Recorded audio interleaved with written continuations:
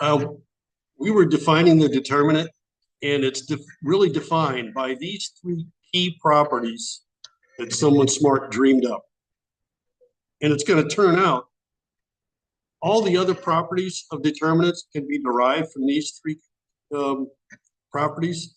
And beyond that, how to calculate a determinant can be derived from these properties. So these three properties are going to define everything about determinants.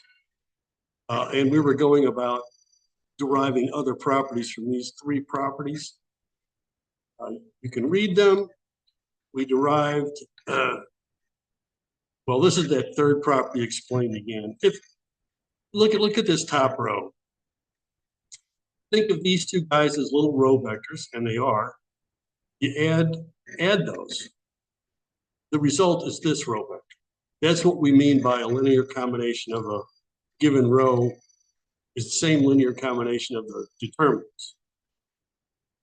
Anyway, and we derive this property for it. It says if you got two rows that are equal, the determinant is 0. Let's get on with more properties.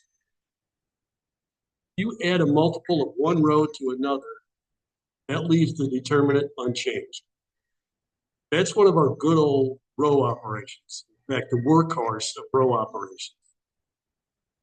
Let's look at this 2 by 2 case. Say the original matrix was A, B, C, D. And what we do is add K times row 1 to row 2.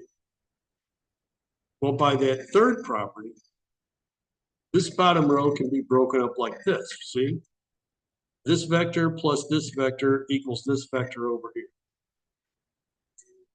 And this guy, you could pull out the K, and you're left with this, but now we have two rows that are equal, so the determinant of this guy equals 0 by property 4.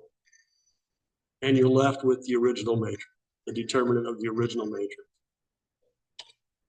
Property 6, if the row of A is all zeros, the determinant of A is 0. There we just use that property 3 again.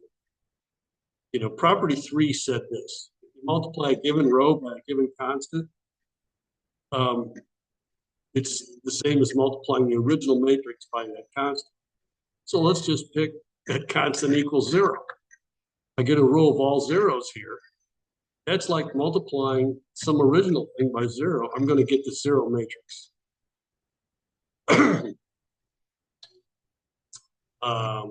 This is a nice one.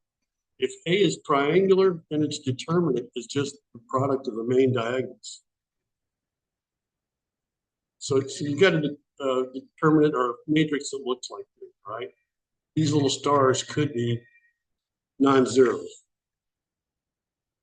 But if we do a series of row swaps, not row swaps, excuse me. If we do a series of, you know, adding a multiple of one row to another to do, in effect, Gauss-Jordan elimination to get all zeros up here.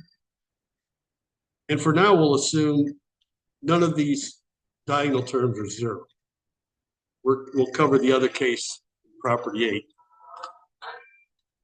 So if I had it like this, I could get it to this, and I didn't change the determinant. Now, one by one, I can start pulling out those constants. First, I can pull out A11, and I'm left with this matrix. A 1 up here where A11 was. Then I'll pull out A22. I keep doing that until I get the identity matrix.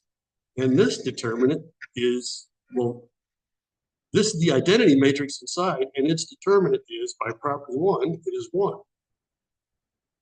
There we go. So anyway, that's nice. At least so far, if none of them are 0. If A is singular, then its determinant is 0. If it's not singular, then it's not 0. Note that row operations and row swapping and adding a multiple of one to another leave the determinant unchanged except possibly a sign, right? So I didn't multiply a row by a constant, but I could do that row swapping. If A is singular, then the row operations lead to a row of all zeros, And then by property 6, that means the determinant is 0. So this property 7 still holds, but if one of these guys is 0, you're going to get, because of this, you're going to get a row of all zeros, and then the determinant is 0. But if A is not singular, then it will lead to a triangular matrix with non-zero pivots. It'll look like this. And because they're all non-zero, you're going to get a non-zero determinant. So property 8 kind of complements property 7. But also it adds, singular matrix as a determinant of 0. I'll do the last couple properties in another video.